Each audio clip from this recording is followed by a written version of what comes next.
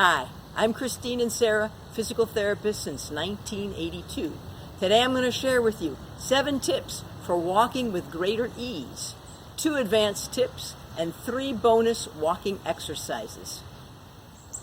Walking is so important to our health, particularly because it is an oxygen-promoting exercise.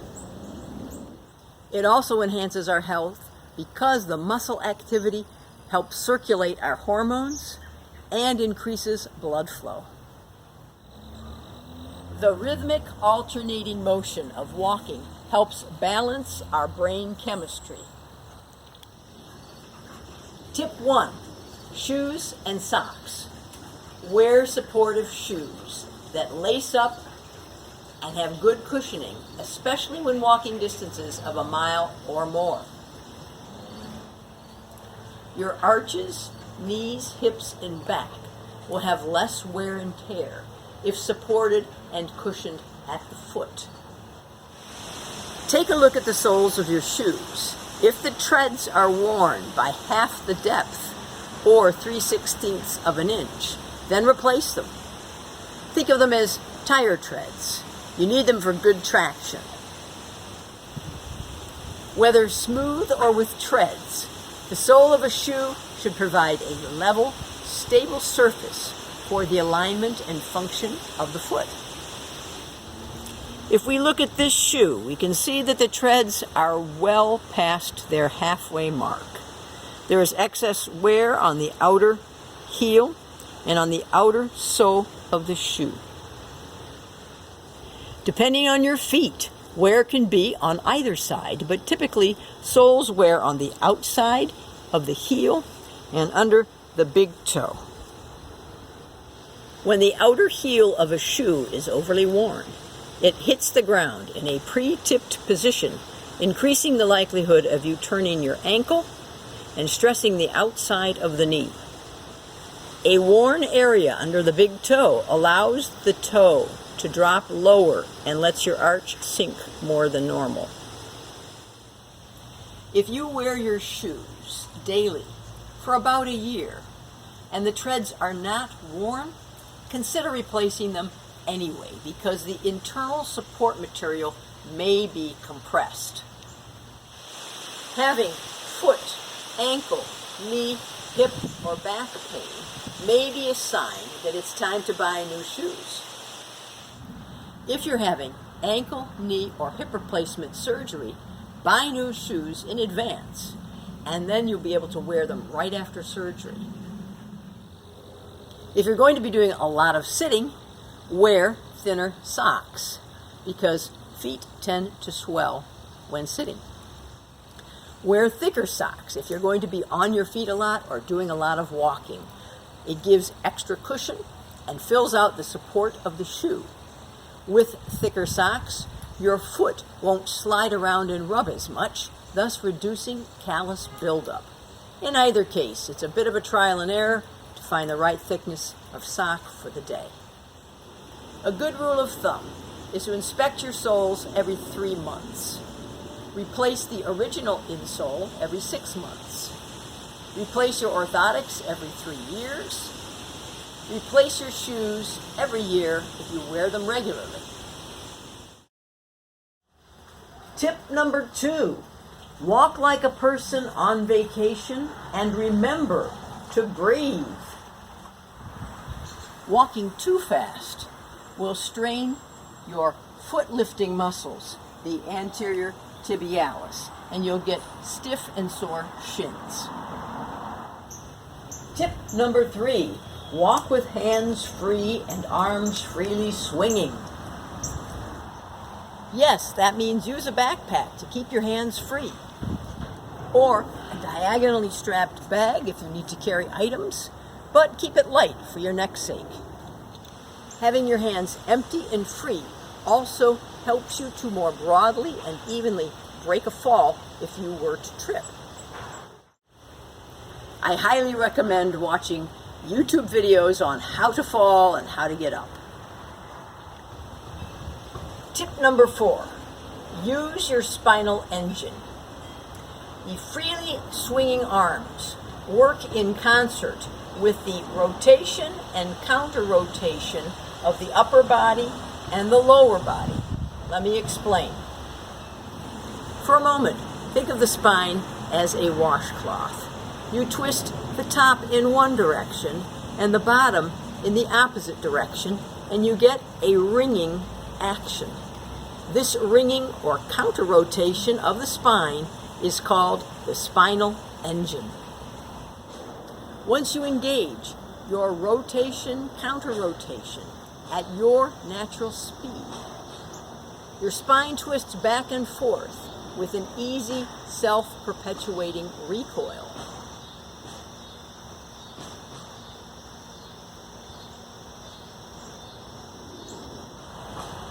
Your natural speed should feel easy.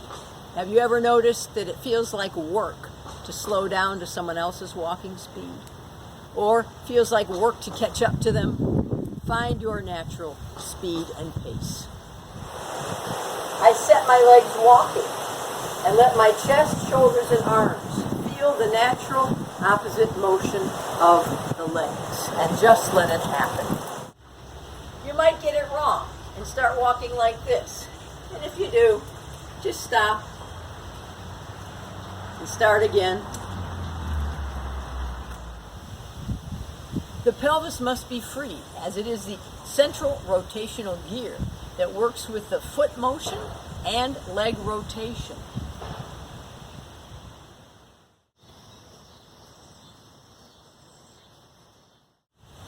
Free turning of the breastbone and chest help set into motion the counter-rotation of the upper body and the free swinging of the arms.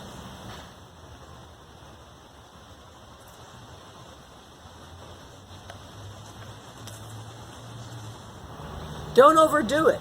You will feel and look younger if you let your spinal engine drive your walking. If you've had a spinal fusion or have pain in your spine, you may not be able to engage as much rotation. Tip number 5, look straight ahead with your eyes and chin level, not down. You'll breathe better too. The natural tendency is to look down for safety. But when our head nods down, it pulls our upper body forward and pitches our balance forward. Instead, look straight ahead and pay attention to your path, using your eyes to periodically look down and look for any uneven terrain. Looking forward,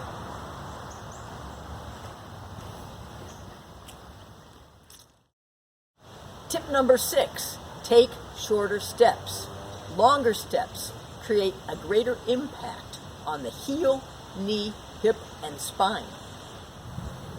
Longer strides send shock all the way up from the foot at the heel, all the way up the body. Whereas shorter steps reduce the shock, particularly at the heel and in the back of the knee.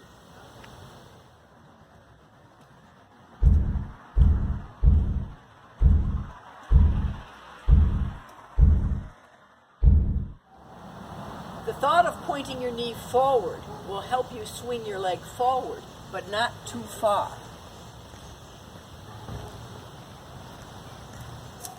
Taking smaller steps reduces stretch on the front of a tight and painful hip. Tip number 7, keep your weight back by bringing your head back over your chest over your pelvis, and your pelvis more over your midfoot and heels. Because of gravity and lack of awareness, most people allow their pelvis to slide forward and down as a default. So the correction is to bring the pelvis back without leaning the shoulders back, because that would take you off balance. Leave the shoulders forward and bring the pelvis back over the heels and feet. Bring the head over the chest over the pelvis. This is easier to do standing, so practice it standing before you practice it walking. Keeping your weight back helps reduce the strain on the knees and the back. Doing an occasional buttock and abdominal contraction also helps you go up. Let's see how this looks in walking. You see here, the common default in walking is that the legs lead and the pelvis slides forward and down. I call it the keep on truckin' walk. The default again, watch the chest drop, the pelvis is forward and legs lead.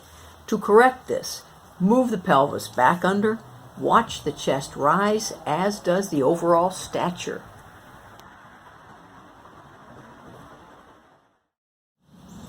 Now for the advanced tips and bonus exercises. Advanced tip number 1, engage your natural arch motion. The foot serves 2 functions. First, as an arched shock absorber as it takes weight. The arch lowers. Then it becomes a rigid lever for push-off, mostly on the first and second toe. And then the arch reforms as it prepares to take shock of the next step. Think of my hands as my feet, and one arch is going to lower downward slightly as the other arch reforms and lifts as the foot and toes rise. Alternating, one arch lowering, one arch lifting. Think of your feet as supple animal paws. We can do a little test to see if your arches are activating. Stand up with me now. Leave your feet in place and turn your head and shoulders to the right. See what you feel in your right leg and in your right foot. Try it to the left. See what you feel in your left leg and foot. Now, let's do it again. We're going to go to the right and see if you feel the weight shifting to the outside edge of your foot and the arch lifting. Feel in your left foot if your arch is lowering and the weight is going more into the big toe. Try it to the left. Is the left arch lifting and the weight going more on the outside edge? Is the weight going into the arch and the big toe on the right? Sometimes after surgery or injury, the legs and arches do not respond to the turning of the body as they should. So put your attention into your legs and into your arches and see if you can get them to activate. So when you're walking, put your attention into your legs and arches and see if you can encourage them to participate. Advanced tip number 2. I call it carry the bucket. Look at yourself in the mirror standing. Are you tipped to one side? It's very common when people carry a bag on one shoulder. If so, you may notice that your right shoulder, let's say, is lower, that your ribs are crunched on the right, and that your pelvis and hip stick out on the left. You are headed towards a spinal curve. You probably need a spinal adjustment and some stretching, but to fix the habit, let me show you how. Okay, so let's say you're tipped to the right and crunched here. The trick is to lower the ribs on the left, elongate the ribs on the right. This should bring your shoulders more level and your head more to the center. But then we've got this hip that's sticking out to the left. So we think of holding a bucket and moving away from it. Now, that reverses the curve, but that's okay, because once you let go of the bucket, you'll be more balanced.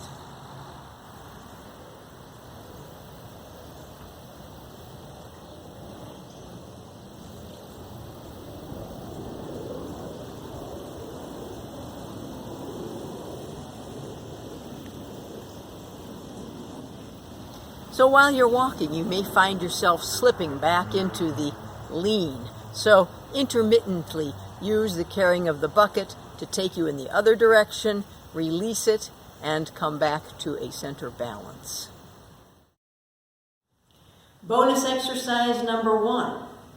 The grapevine has long been a tradition in circle dancing. But if you think like Moshe Feldenkrais, you can turn a step into a whole body rotational experience, including the eyes. I find it helpful in loosening my neck, mid-back, and hips. It can be done slowly or quickly depending on your balance. Let's build it from simple and slow. Stand near a wall if you think you need it for safety, and you can put your hands on the wall if your balance is not secure. The basic step with the wall, 1 round. Cross your right foot in front, side step left. Cross your right foot in back, side step left.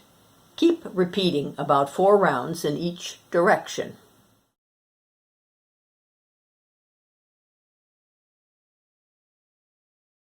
Again, the basic step, but no wall. 1 round, cross your right foot in front, side step left.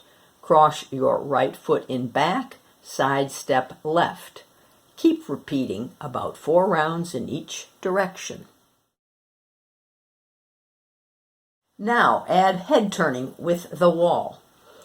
Cross your right foot in front, look left. Side step left, look middle. Cross your right foot in back, look right. Side step left, look middle. Keep repeating about 4 rounds in each direction.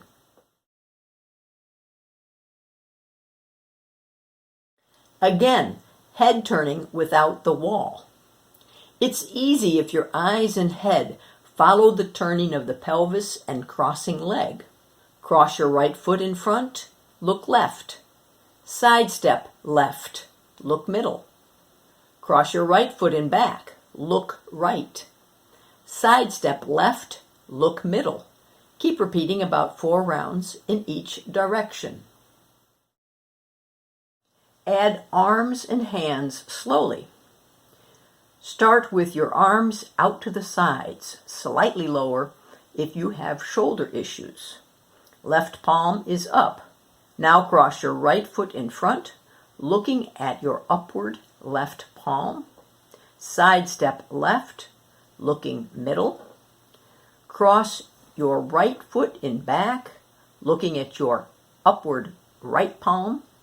Side step left, looking middle. Keep repeating about 4 rounds in each direction.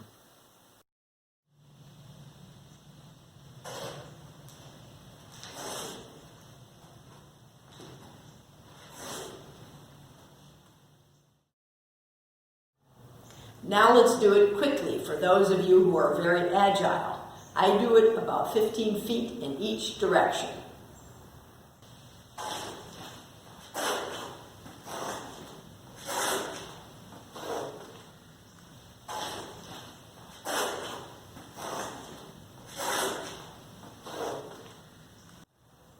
If you have balance issues, I suggest that you watch my standing core and balance video.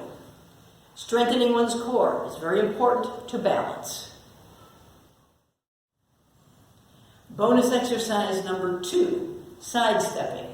Sidestepping is great for activating the outside of the hip muscles and the inner and outer thigh muscles. You can try it against the wall if you need better balance, and you can also add the arms if tolerated. Sidestep to the right as you elevate your arms out to the sides, palms forward. Step in with your left, lowering your arms. Continue about 15 feet to the right, then 15 feet to the left. Try a livelier step if your knees have no issues.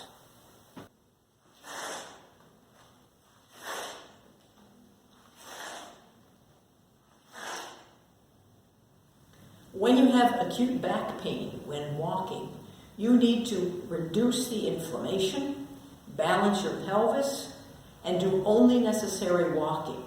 No recreational walking is advised until the pain levels are much reduced.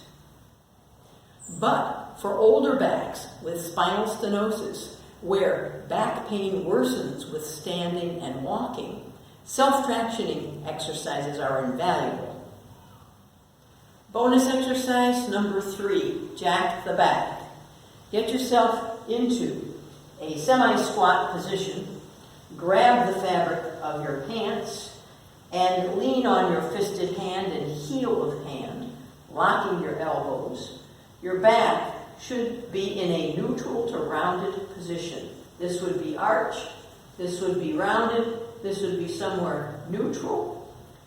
Hold this 10 seconds or more until your back discomfort eases. I call it jack the back because it creates a gentle tractioning effect or jacking effect of the spine. The angle of the back also helps reduce downward compression. Next, I will show you hang the back, which is a modification for those who cannot put weight on their wrists, elbows, or shoulders. Find yourself a tree or a wall and place your heels about 4 inches from it. Then lean your back and buttocks on the wall, but not your head. Then bend your knees and allow your pelvis and buttock to slide down and away from the wall slightly.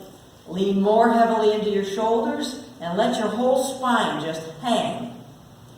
10 seconds or until the discomfort eases. You may do these self-tractioning exercises intermittently so that you can walk further and with less pain. Some final thoughts about walking out in the cold weather. Every true joint has inside a joint fluid which nourishes the cartilage and lubricates, reducing frictional wear. But it does not work as well in the cold weather. The knee is particularly vulnerable because it is exposed on all sides of the kneecap. So, when you're walking out in the cold, shoveling, snow blowing, or doing winter sport, keep your knees warm.